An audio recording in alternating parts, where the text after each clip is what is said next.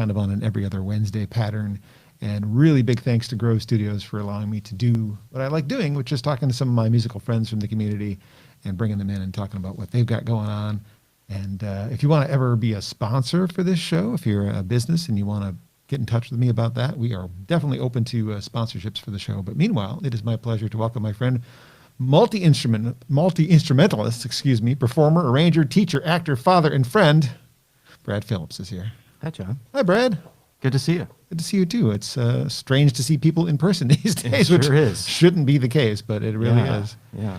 Certainly one of the most impressive resumes of any musician I've ever had in any of the studios. Oh, man, thank you. You just have done so much, and I've had the pleasure of knowing Brad since I looked this up, January of 2005, when he and his friends came to visit me in the studios of WHFR, where I was doing a show at the time called Acoustic Alternatives, stole the name, in Dearborn, Michigan. The project was called Millish.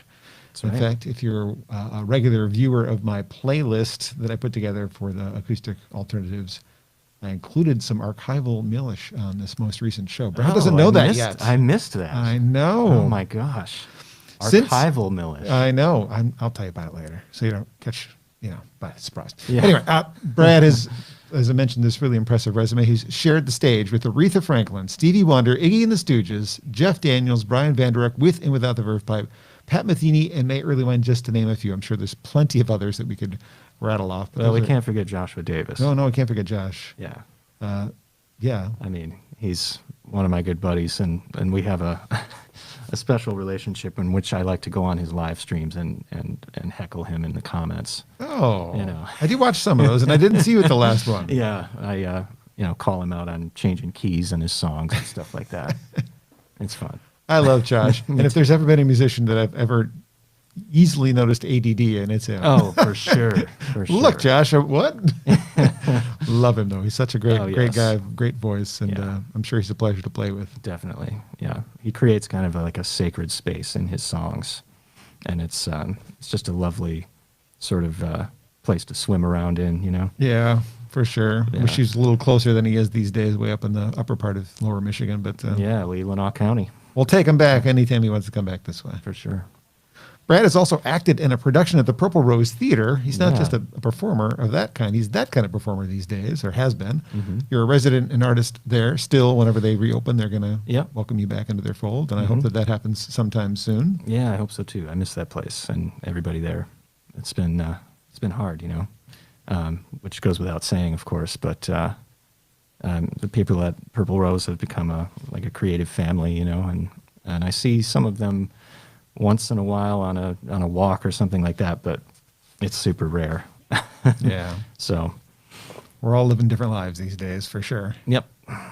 As a solo performer, not playing alongside of other people, he's proven himself to be a great storyteller. If you've ever seen one of his shows live, there's a lot of weaving of stories, and also weaving in the many instruments that he plays: guitar, mandolin, violin, and fiddle. And I have a question about that later, but I think this is a great chance for you to pick up one of the 3 instruments you brought with you and play something for me. Well, I think everything for me started with the violin. Yeah. Aside from growing up and wanting to be Neil Diamond as a kid, which is true. It's not just a story, it's a true story. Mm-hmm. The fiddle kind of came into my realm when I was in 4th or 5th grade in Saline. I saw the Saline Fiddlers play, and I thought, that looks like fun. Maybe I'll try that. And I got my rental violin in 1995 from Carty's. And I remember picking it up in the living room of my house in Saline, and it just made sense. It was like everything was very intuitive to me. And so I guess I'll start there. All right. What's the name of the tune you're going to call? Play. Excuse me. Let's see. Well, since you mentioned Millish, maybe we play some Millish material. I wouldn't mind. We had some traditional tunes that we would play that I still like to play. There was a set of tunes that we frequently opened our shows with called 3 Tunes in G. Or at least that's what we called it. The tunes do have names, but I'm not sure I know exactly what the names of those tunes are. Okay. But it's a jig and 2 reels. All right, here's Brad Phillips on Acoustic Alternatives.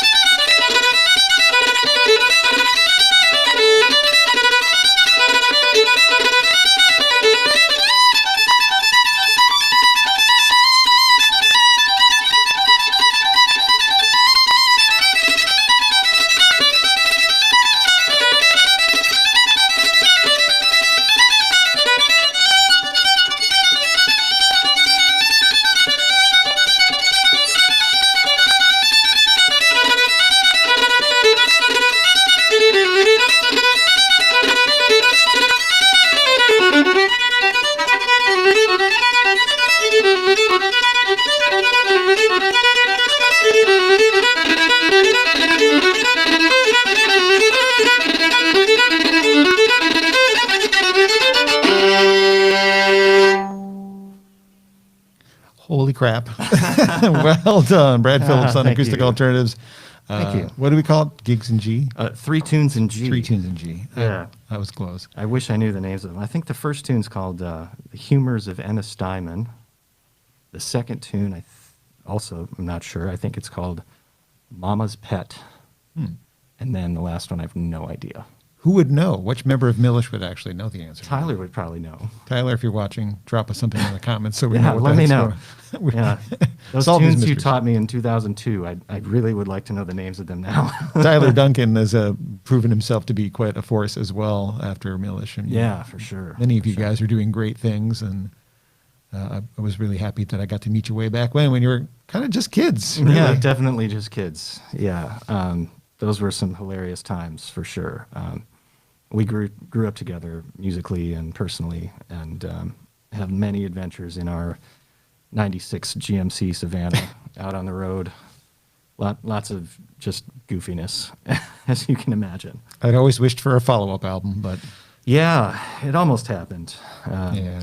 But, you know, I don't see it happening ever, but you never know, I guess.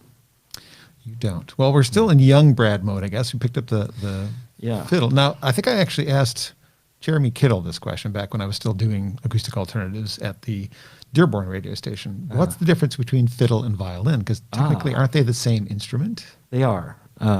There's really no physical difference in the instrument itself. It's really all about what you play on the instrument. There are some who would say like the setup is different. Fiddles, if there is such a thing to be designated as a fiddle, as opposed to a violin, fiddle setup would be like a flatter bridge, and the strings would be a little lower to the fingerboard. And a violin, it's a little more heightened and a little more, a little more curvature. But beyond that, it's really all about the type of music you're playing. Do you have separate heroes in each category, a fiddle hero and a violin hero?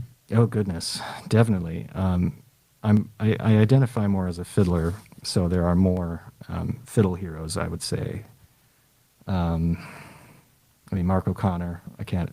That's what I figured you were going to say. Yeah, I can't talk about my heroes and not mention Mark O'Connor. You've met him.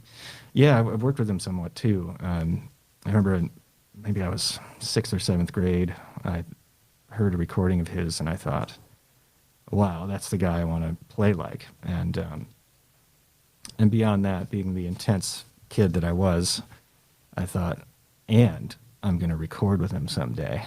Ooh. And eventually that did happen. All right. Which is cool. One of his albums, I assume? Yeah. In 2013 or 14, we recorded a couple of duos for an album of his called MOC4. A duet version of this fiddle tune called Gold Rush, which is up on YouTube, Mark O'Connor's YouTube channel.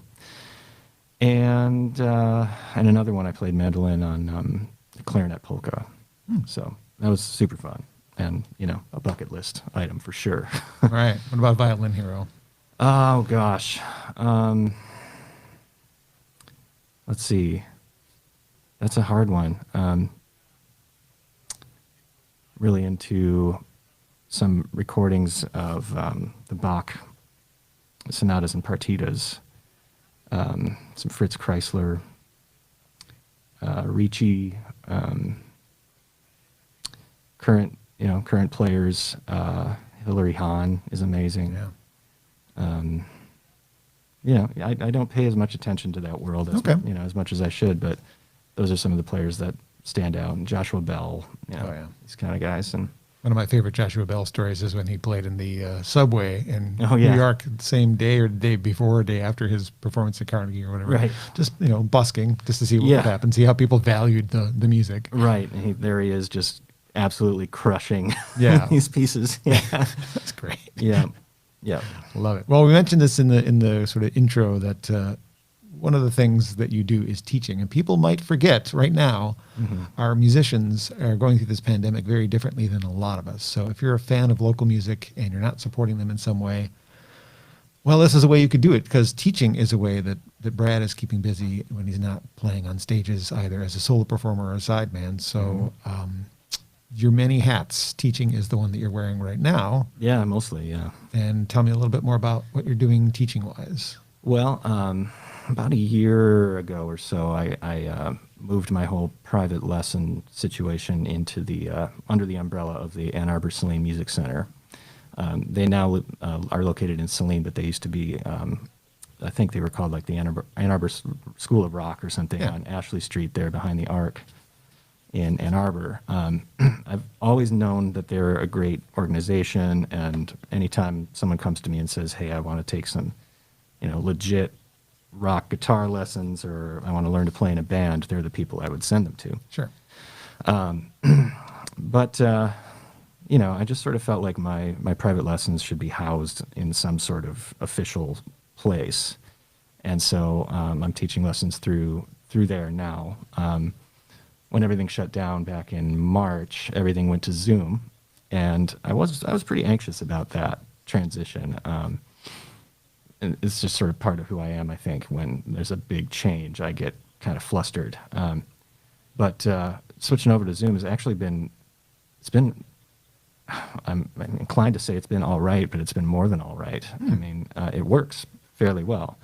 We can't really play together, but that doesn't mean I can't do my teacher thing and help people over the screen. Yeah. So that's been okay. So that's the private lesson realm, and I've got anywhere from like a 7-year-old all the way up to adults. People who are retired and looking to pick up an instrument again after having not touched it in a while. Or my favorite type of student is one who's been a classical musician their whole lives and are looking at ways to branch off into other genres. Oh, nice. Which is something I'm super passionate about, because I believe deeply that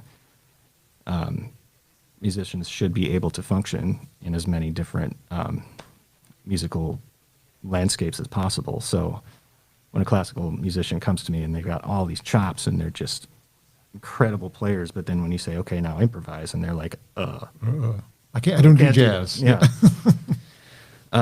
Or play this fiddle tune and play it with a groove, and it's like there is no groove. It just doesn't happen. It's not part of their musical awareness, and it's not good or bad. It's just how it is.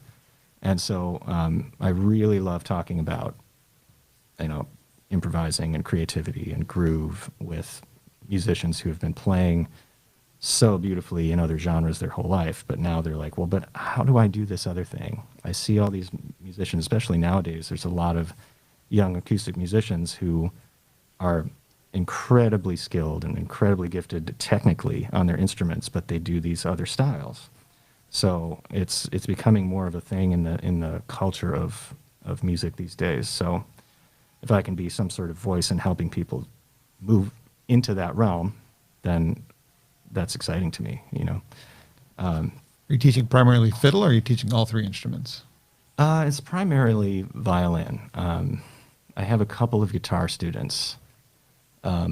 It's tough for me to take guitar students because I'm self-taught on guitar, so I don't have this history of lessons to call from when I'm teaching. So it has to be kind of the right fit, like someone who's played piano or other instruments for a while and now also want to play guitar. Okay. Then I can get more behind it. I feel a little bit not like a fraud, but something like that. When someone says, okay, teach me guitar, it's like, okay, well, I can teach you certain things, but I don't know. Teaching mostly comes from violin for me, just because I have this long history of training with it. That's the private lessons. And then I'm also teaching at the University of Michigan now. Go Blue. Yeah. Blue means something different these days, too. Go ahead. Sorry. Right, it sure does. Anyway, so I'm a lecturer in the jazz department, and when I was in grad school there, I was sort of lobbying the administration at the school to create a space in the music school ecosystem or atmosphere for non-classical string players, which is largely not a thing anywhere in the country at any major music schools, officially anyways. Berkeley College of Music in Boston, they're kind of the spot for that. But there are other schools who are open to it, like North Texas or New England Conservatory and the University of Michigan. You know, they've been open to these kinds of players. Like Jeremy Kittle went to University of Michigan and was a jazz major, and that's what I did there. And you know, so there are these pockets of places that are open to it but don't embrace it and create a space for it for reals with a Z. So in grad school, I wrote a whole degree program called Roots Music Improvisation for Strings, hoping that I could get some traction at the school. And the jazz department kind of latched onto it and said, yeah, I think that's a great idea. We should really have something like this for our string players that are here, and as a way to bring a more diverse group of string players to the school. So last January, they brought me in to teach a class called Roots Music Improvisation for Strings, which is basically like a fiddle class. It's like fiddle camp in music school, and we talk a lot about groove, and we learn by ear, and we talk about improvisation and creativity and what it means to like really create truthfully in the moment as your true authentic self. And so that's kind of where that work is centered, which is exciting. All that stuff is like everything that I love about teaching and everything I'm passionate about with regard to music education. So, well, during a pandemic, it is certainly something that people could use as therapy, I think, as something like you were addressing that with me in a phone conversation, how it's being used in a different way, not just to learn, but yeah, especially for like young kids. You know, I've found that I've re-geared or refocused the mission statement of my private lessons these days to be more like, okay, so these kids can count on seeing me at 4:30 on Wednesday or whatever their time is, and we're just going to focus on making a good sound on the violin. Everything else disappears, and we're just gonna try to make the violin sound good. We're going to talk about what you have to do that, and we'll work on some fiddle tunes and some improv maybe, and it's even for me, you know, to get to teach like that is good for me too, but you know, the lesson goals become more about embracing the process of learning on a grand scale while being okay with whatever you are that day or wherever you're at that day, technically, emotionally, as a human being. So I just meet everybody where they're at when they show up on my screen, and we go from there. And for half an hour, the world is less scary. That's right. Or however long the lesson is. Yeah, exactly. And the world is scary. It is a little scary right now. And to have music as a resource is a really big deal right now. What about those university students? They're a little different than the 8-year-old who's learning violin. Do they handle this differently? Is there a different emotional impact you're having on them as you're teaching? Maybe. I don't have as many college students right now. In fact, Well, you're teaching at U of M, technically. Yes, but like last year in my class, before everything shut down, I had like 23 people, which was great, you know. And then everything shut down, and you know, we had to basically just wrap it up with a final project, which made me really sad. But this year, my class is online, and it's one student, and she's studying remotely from Spain. So I see her, you know, whatever, middle of the day on a Wednesday here, but over there it's evening. Right. And it works. It's okay. It's like it's private lessons essentially. And I've got a couple students at Concordia who are composition students, and we spend time at the beginning of each session just talking about how they are as a person. Because if we don't recognize that as artists, who we are, how we are, then we can't create truthfully. So with the composition guys, we did a lot of improvisation and trying to get them to discover the most pure organic seeds of ideas possible, which in and of itself, that process is a therapeutic process where you just sit down, feel your feet on the ground, and just start to play music on an instrument without any expectation or plan or whatever. It's you end up with a product in the end that is real. And if you use those ideas to then build a composition off of, it's a great foundation to start from. And in academia, I feel as though we often forget that the human side of this is important. We're training artists. Yes, they're here to study. They're here to expand on their skills and their technique and their knowledge. But at the end of the day, all that goes back here when it's time to create meaningful art. And that's frequently not part of the discussion in a music school. And so I try to bring that to the table with all of my college students. Well said. In summary, therapy, if you need it, instead, learn an instrument. I mean, we're going to be stuck inside for the next few months again. Yeah, we are. Support a musician, take some lessons. Brad, how can people find out about taking lessons from you, since I'm throwing that out there? Yeah. You can track me down through my website, which is bradphillipsmusic.com. Since Brad Phillips is a fairly common name, make sure you put music in there. Yes, that's right. I've run into some other Brad Phillipses in my day. There was a guy who actually had my same middle name also at U of M when I was there for undergrad. Uh-oh. And we would get each other's mail. And one time I got one of his paychecks. Yes. So I could have cashed it. It could have, but said, "Hey, other Brad, here's your paycheck." It came to me for some reason. Yeah. But yeah, great. bradphillipsmusic.com. Great. Time to play another song. What would you like to play on? Goodness. So many choices. Let's go to Guitar World. Guitar, the instrument that he self-taught, by the way. We're going to remind people of that. Right. Is this a singing song as well? Because I'm going to encourage you to take off your mask. Oh, right. Yes. High end. There it is. So I had this summer gig at Sava's, downtown Ann Arbor, every Saturday for about 10 weeks or so. And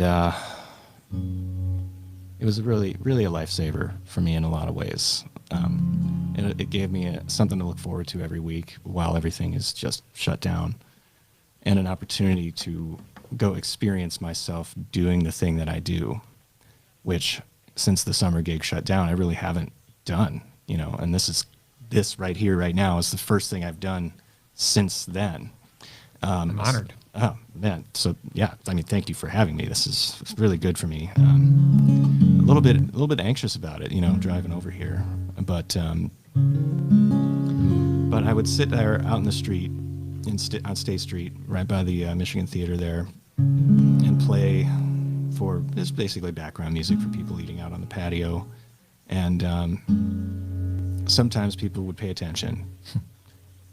And sometimes it would be like one person off over there who's sitting at a table of 3 or 4 people, and they keep turning and looking at me and clearly are pretending to be interested in the conversation, but they really want to hear what I'm doing. That's me usually. So then it becomes about that one person, But on the nights when there would be clearly nobody paying attention, I'd look up at the apartment building at Washington and State, like the building above Buffalo Wild Wings and all that. And I'd see all the lights on in the windows, and I'd make up little stories about the people up there, and they might be listening, and waiting for me to play their favorite thing that they hear me play every Saturday, because it's the only thing that they know they can expect.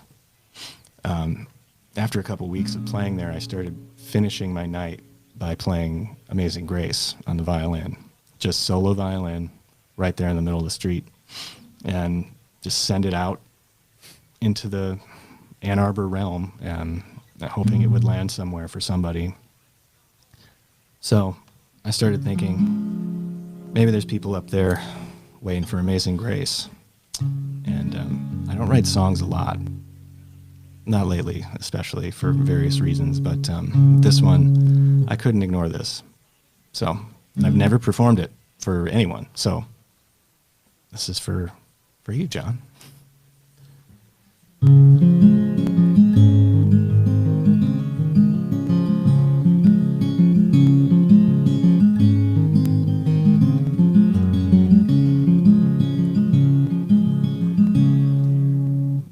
takes his dress shoes off tonight and managed to look out toward the light. He sits down by the open window and notices the time.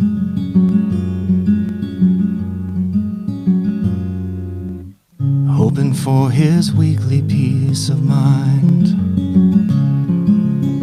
Sarah's watching New Girl on her bed, wishing for someone to hold instead.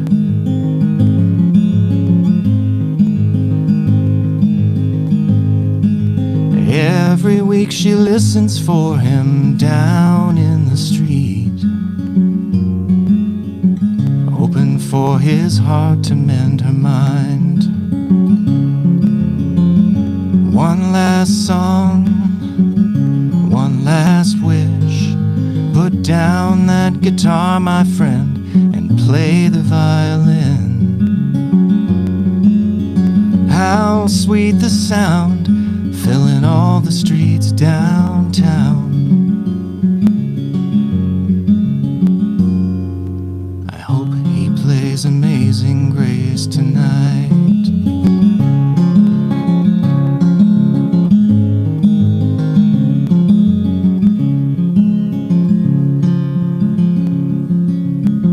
Caitlin's got the night off at home.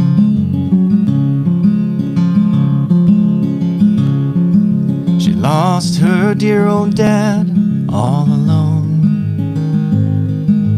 Back home they sent him off into the great unknown.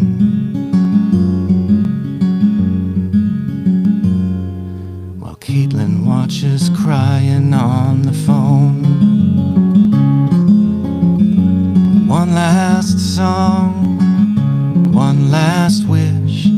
Put down that guitar, my friend, and play the violin. How sweet the sound, filling all the streets downtown. I hope he plays Amazing Grace tonight. I hope he plays Amazing Grace tonight. Paper cards and online calls, Netflix, Hulu, Zoom. Masked up halls and paint glass walls and closed up music halls. Sanitized and victimized, please heed our desperate call.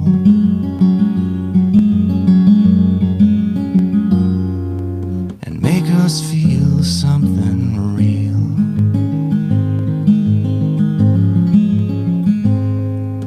Help us find a way to heal.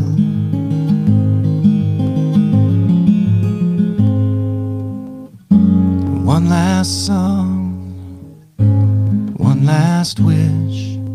Put down that guitar, my friend, and play the violin. How sweet the sound, filling all the streets downtown. I hope he plays Amazing Grace tonight. I hope he plays Amazing Grace tonight. I hope he plays Amazing Grace tonight. I hope he plays Amazing Grace tonight.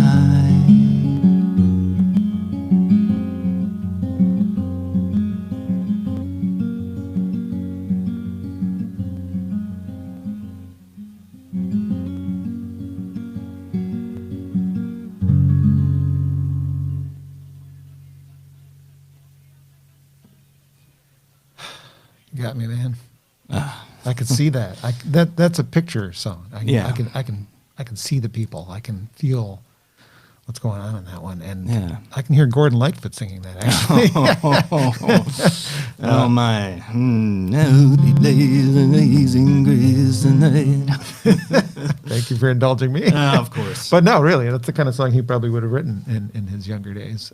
Yeah. I don't know what he's writing these days, but Yeah, I don't know. I haven't heard much of his new stuff. Although I think he did release something recently. well, he was supposed to be on tour this year. But Oh, right. Yeah. No, that's very much a writing style that I stole from Jeff Daniels. A lot of his music is pictures. Yeah. A lot of visual stuff.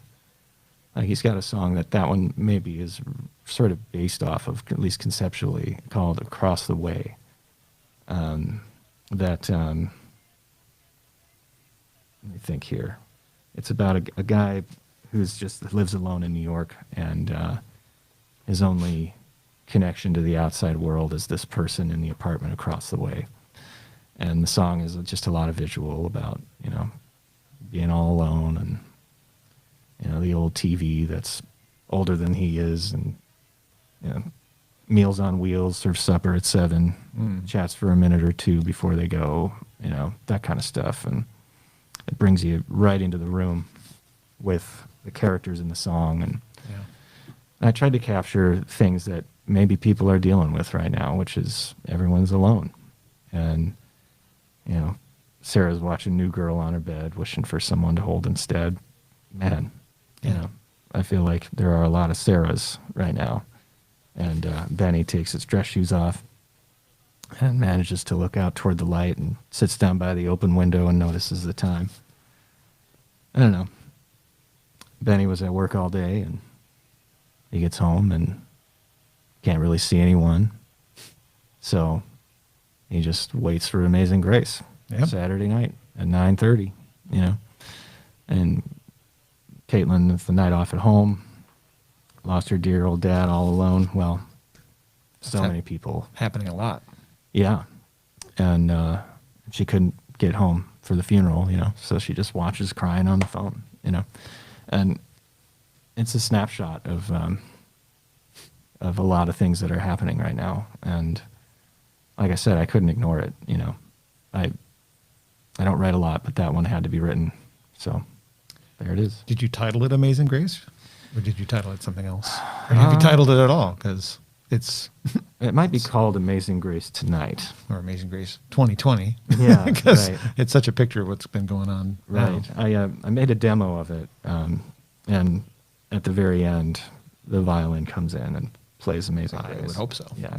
And I'll work it up and publish it one of these days. But so that's Good that. stuff. Could be the counterpart to Bob Seger's Main Street as well, as you're painting a picture of what's yes. going on Main Right. Street, Ann Arbor. Right, Good right. stuff. Well, as a lyricist, what's more likely to inspire you, a sad story or a happy story? Or Gosh. where do your lyrics tend to come from? Experiences that you've had? Yeah, well, there's only a handful of songs that I've written. I grew up, like I said earlier, wanting to be Neil Diamond when I grew up. Yeah. Something about the singer-songwriter thing has always been appealing to me, but I got in my own way a lot for a long time, and I still do in terms of writing and creating. So I really should take my own advice that I give my students, which is just write from your heart and be truthful, tell the truth, But it's harder to do than it is to say sometimes. But man, sad songs, I don't know. I tend to float around in the Alison Krauss mood space. Grew up listening to her a lot. So at the moment, I hang out there. I do have some ideas for some comedic songs. Like a few years ago, there was this story in Dexter, where my kids go to school. We got this email from the district that said, basically, there was an unfortunate incident today at the bus hub. A wounded deer ran into the bus hub, and one of our bus drivers decided the most merciful thing to do was to run over the deer with his school bus. Which is like only a thing that you would that would happen in a small town in the Midwest, you know? Yeah. So I have this little story about, I mean, I don't know who who the real guy is or girl or whatever, but I fictitiously named the bus driver Kevin Lapierre because it rhymes with deer. Yes, it does. But yeah, it's a work in progress. It's a little bit overwritten at this point. I think it just has to be real simple. But yeah. And sung in your Gordon Lightfoot voice. Of as well. course. Yes. Of course. Yeah. So that, you know. You can write from both perspectives, is what you're trying to tell me. Happy Yeah, and sad. yeah. That's yeah. good. Okay. Comedy is fun. You know, like part of my solo show, whenever it ever can happen again, is somewhat stand-up comedy. You know, it's like the stories I tell and things like that. I'm a weirdo. I'm like a goofball weirdo. So, and I embrace the hell out of that.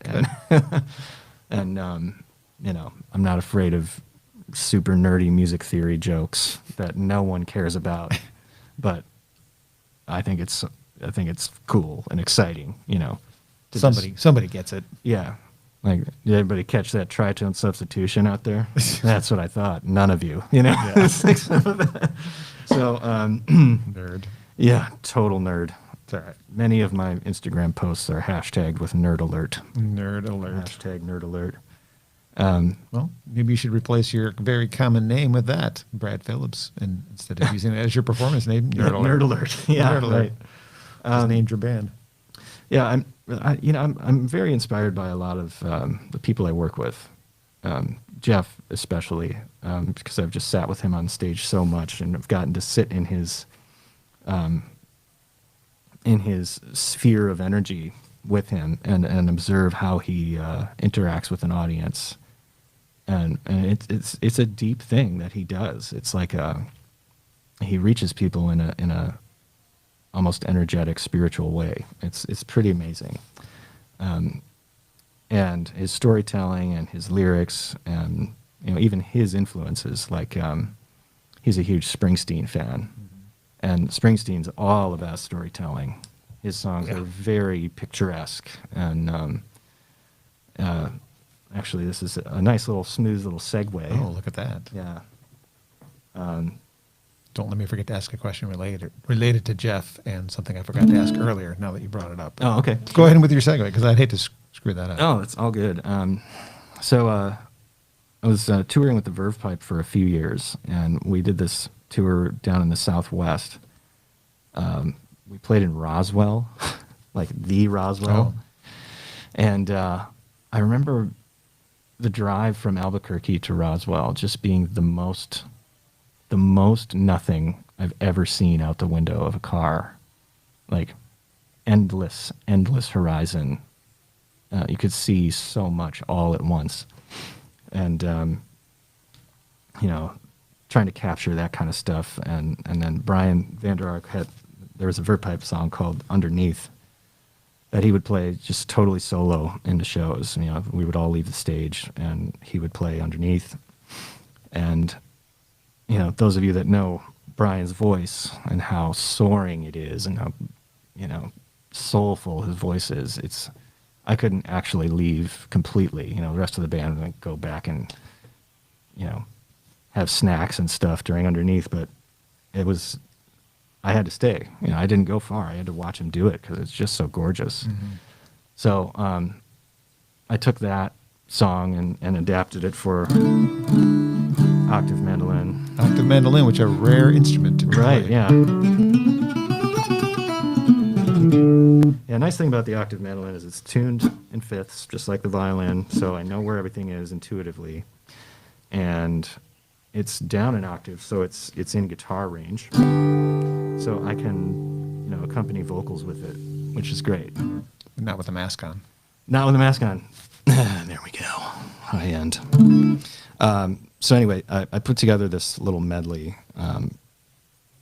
Underneath and a Springsteen song, because we also played in New Jersey at the Stone Pony, which is Springsteen's like home venue. And yeah, I'll just go for it.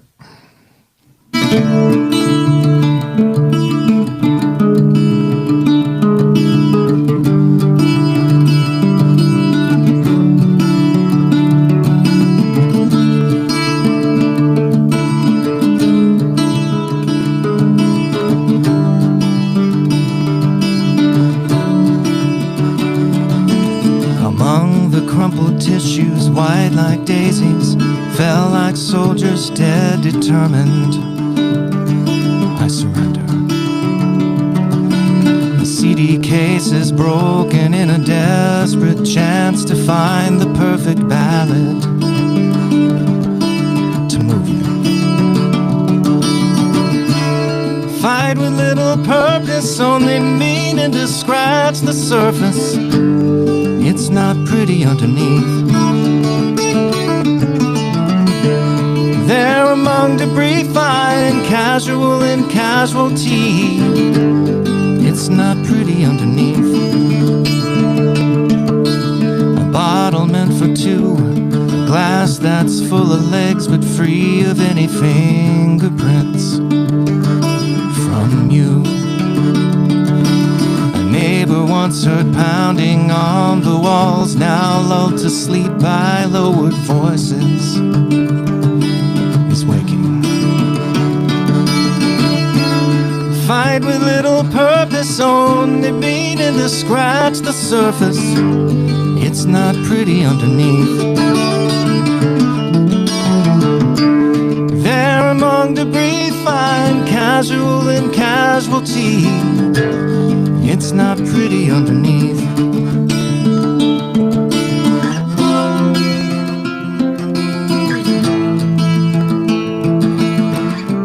My eyes are on your hands, I'm helpless when I'm looking at you.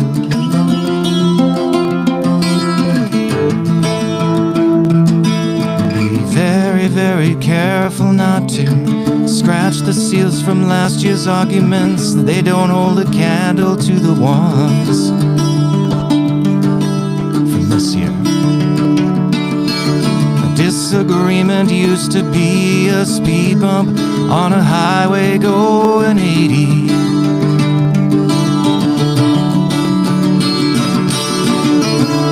Fight with little purpose, only meaning to scratch the surface.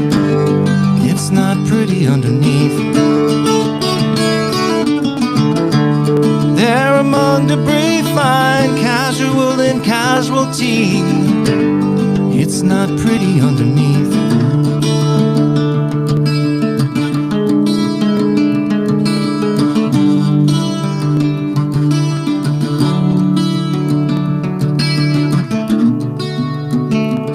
The stone pony.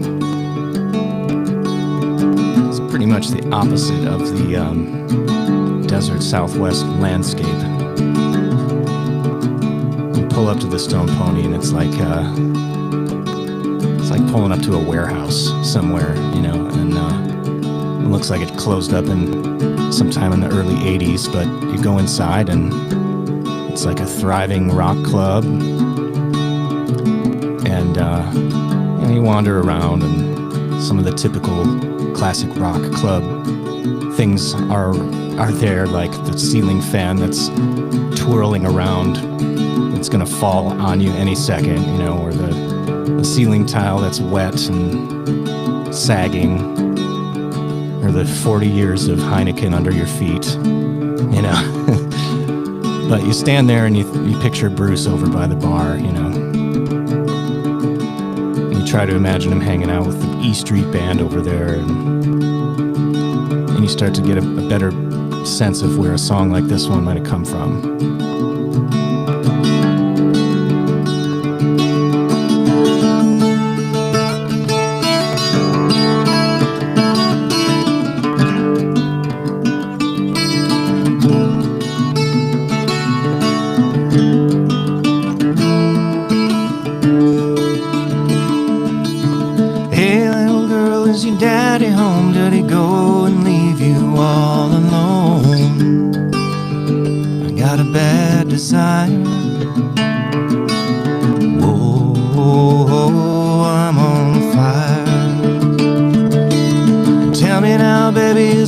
To you, does he do to you the things that I'll do?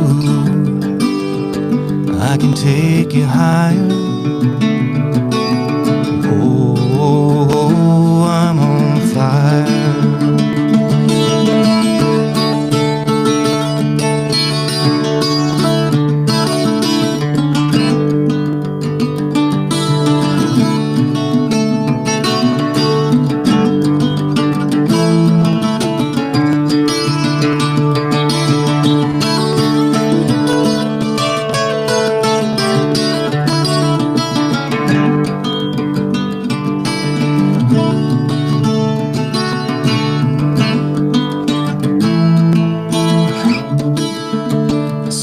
felt as like someone took a knife, edgy and dull, and cut a 6-inch valley through the middle of my skull. And at night I wake up with the sheets soaking wet and a freight train running through the middle of my head. Oh, you cool my desire. Oh, I'm on fire. Oh, I'm on fire. Oh, I'm on fire.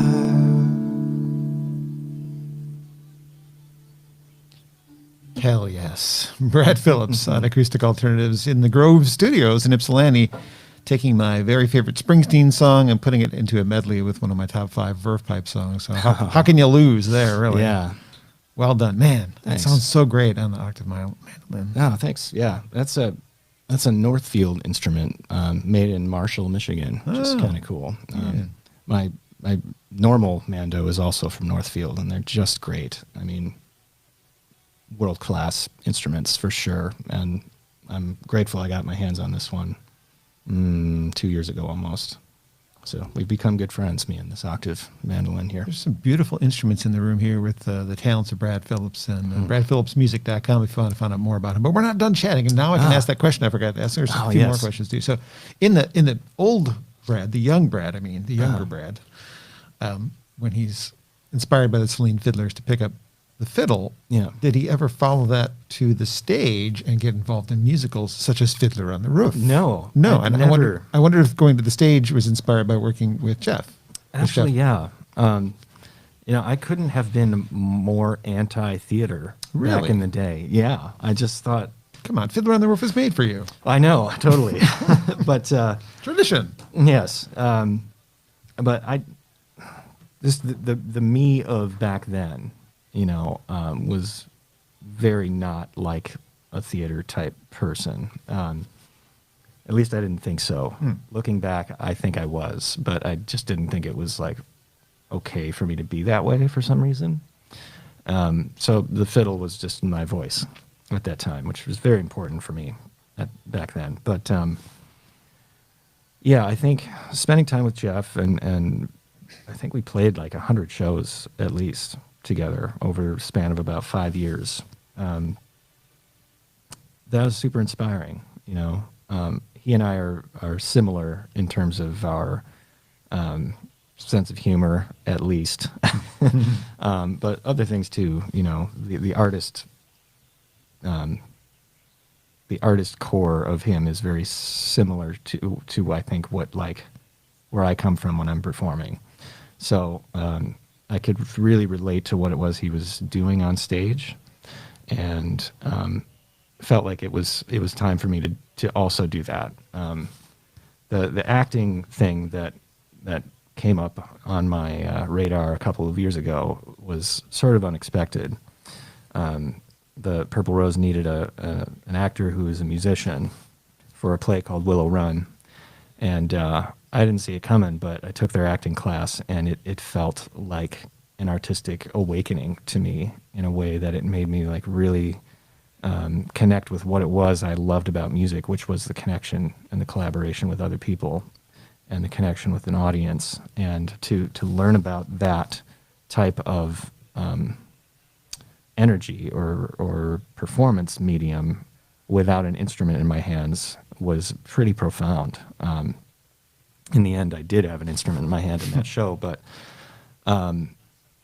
to connect artistically with other people purely through human-to-human interaction with dialogue or stage action or whatever, dancing, whatever the thing might be, was life-changing for me.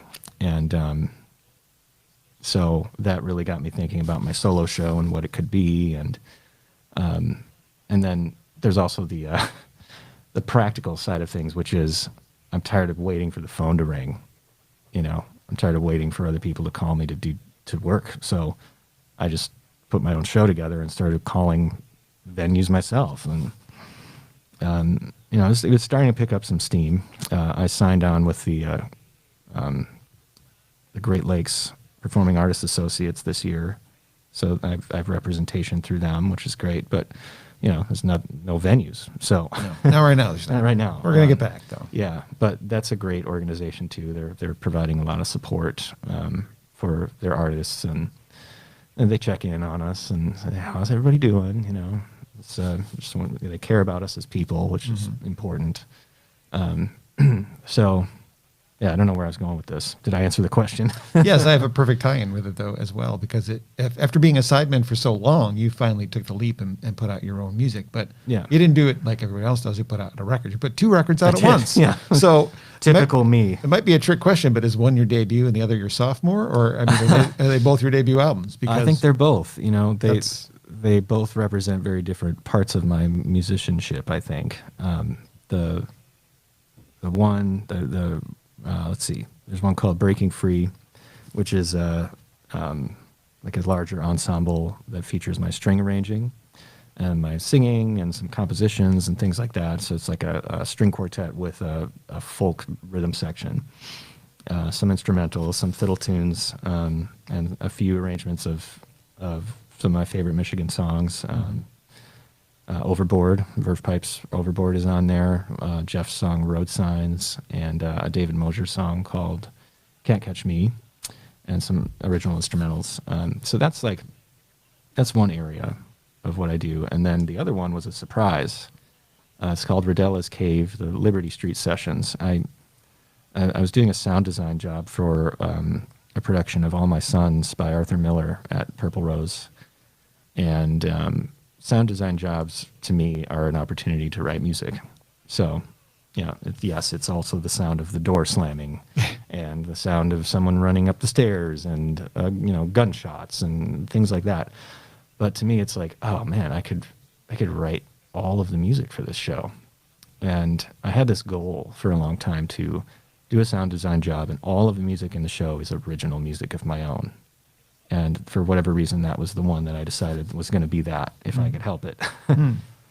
So I was using some studio space downtown Ann Arbor at the time, and I went in there one day and just set up all my mics and, meditated and just did some deep breathing and got super present, did some slow, long tone warm-ups on the violin, and kind of put myself in the space of that story, All My Sons, and thought about all the actors and all the other designers, and just pressed record and started improvising music for the show. And about an hour and a half later, I had a whole album's worth of improvised music on guitar and violin and mandolin and octave mandolin. And I thought, well, I think this is an album. Is now. Now it is. I thought, why not release this? It's long enough. There's enough stuff. It's all different, but also kind of connected somehow. And it's all very truthful. I felt good about the performances. And in the spirit of just taking a risk and jumping into the unknown of sharing my own voice with the world in this very, very pure, intimate way. I just got it mastered over its solid sound and released it. So there you go. 2 albums at once. That's right. The Brad Phillips way. Yeah, exactly. Well, it took a while for those to come out. And it did. Like, in terms of your career stretch, I know this is pressure, but when do you expect to be considering a follow-up to those 2? Man. I don't know. I think it's going to, whatever it is, it's going to be original songs, because they're starting to, I'm starting to amass a little handful of those. There's no real timeline right now. I mean, it's just so day to day at this point. You're busy. Yeah, just get to bedtime. Parenting and teaching is enough at this point. Yeah, it's a lot. So we'll see. I've done some collaborations. I was going to ask about those. Yeah. Drew DeFore. Drew DeFore and a fellow resident artist from Purple Rose named Caitlin Kavanaugh, who's an actor, an incredible actor, and a great singer. And she's a Celtic harpist, and she's an Irish dancer, just an amazing artist and great person. We we had done some music before together. She was in Willow Run, so we worked together there on some music. And back in March, we recorded a version of I'll Fly Away and put it up on YouTube. And it's out there on my YouTube channel, and that got some nice attention. I think we're up to local viral numbers, which would be probably, around 1,000 views, which is good for, being locally viral on YouTube, if that's a thing. It is.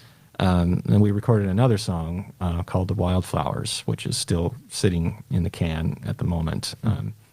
But Caitlin and I have talked about like forming an official name for our duo and just making it a thing separate from ourselves as individuals, Yes. We don't know what it's going to be called yet, but we think it starts with an A and perhaps AV something. But, well, I don't know. It'll probably end up being something not that. It's got to have a nerd in it somewhere. Oh, yeah, for sure. Yeah. But, so that's out there sort of floating around with no expectation attached to it, just and no timeline. It comes and goes as it needs to. Any other collaborations planned? You've got those two already done. We could include those on an album. If Could, you yeah. get permission to release a cover of a Fleetwood Mac song, which I'm sure is not hard to do. Oh, right. Yeah, well, so I did this thing with Drew DeFore. All right, hang on now. I don't know if I can I'm hanging. still do this. It was that when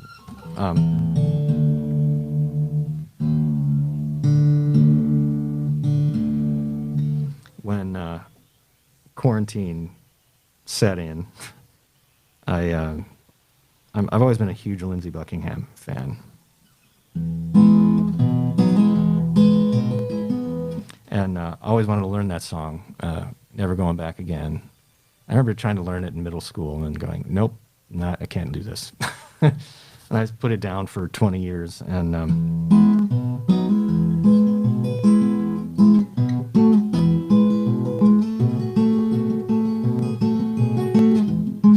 Oop.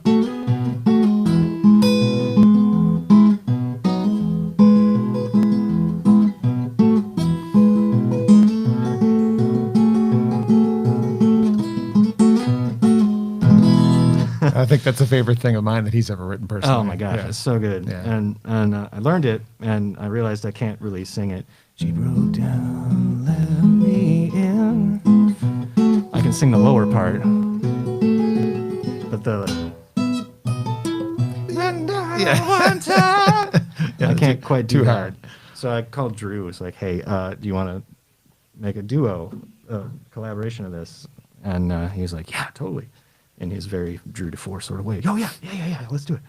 And and then I recorded a guitar track and sent it to him, and then he sent back a video and audio of him playing piano and singing, along with my guitar part, and pieced it together and added some bass and shaker, and sunglasses, and some violin, and so that's also on my YouTube channel. It's fantastic. I really like that one a Thanks. lot.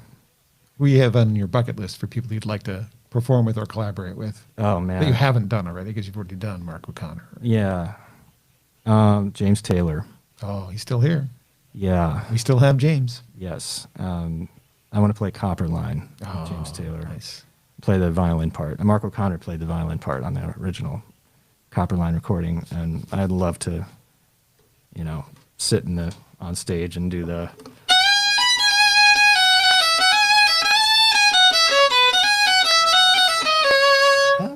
down to Morgan Creek. I'm going to encourage you to get together with Chris DuPont on that one because he likes that song too. Ooh. So you two do a version of it together. That's a There's great my idea. idea. I'm coming for you, Chris DuPont. Chris DuPont was the first guest on the show before I named it Acoustic Alternatives when it was just the Grove Sessions takeover here at Grove Studios, but I think he would do that. Ah, cool. That's a great song. It is a great song. Hey, Yeah. thank you so much. You want to do one more song before I let you Oh, goodness. back to your real life? What could it be? There's three things. If you only had a loop pedal, you could play all three instruments. It's funny. I just got one. Are you thinking about doing that? Playing all three instruments on stage at once? I mean, looping them. It's not Yeah, like I guitar. mean, that's a possibility now. You have to. Yeah. Oh gosh. What could I do here? Closing number for Brad Phillips. On Maybe I'll Acoustic do Alternatives.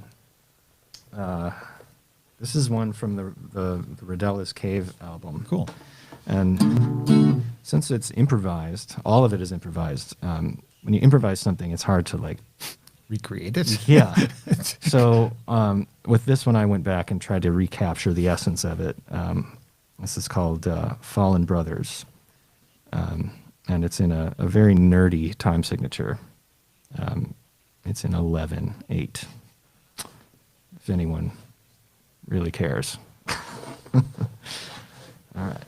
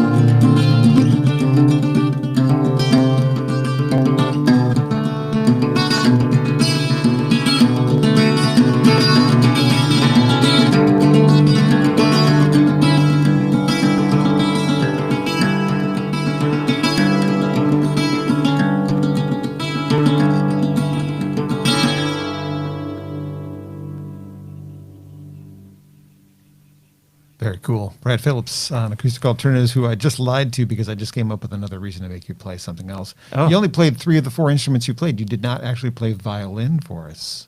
No, violin. Oh. Oh, is there a short little violin piece you could play too? Something that would demonstrate dear. your... Oh, no, I guess not. Oh, let me. Well, maybe part of something. Just I part don't of know. something. Just, if we're going to show off your talents, Yeah. fiddle and violin are different. We discussed that. Yeah, What's all the right. difference? Here's the difference. Okay. I don't know if how much of this is still in my head, but let's see.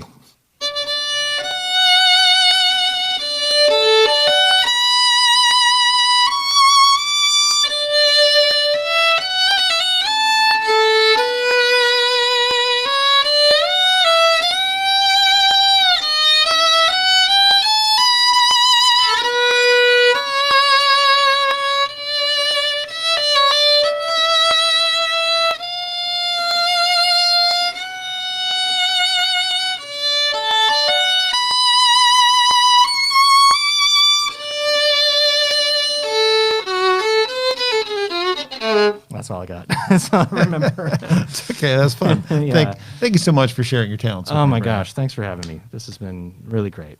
Always good to see you. You as well. Maybe we should go on an 8-mile walk sometime. I would like that. Yeah. Like, try not to get lost. That's doing it. exactly right. Where are we? How do we get back to the park? Yeah, exactly. Feels like that happened once in my life I already. think it might have, yeah.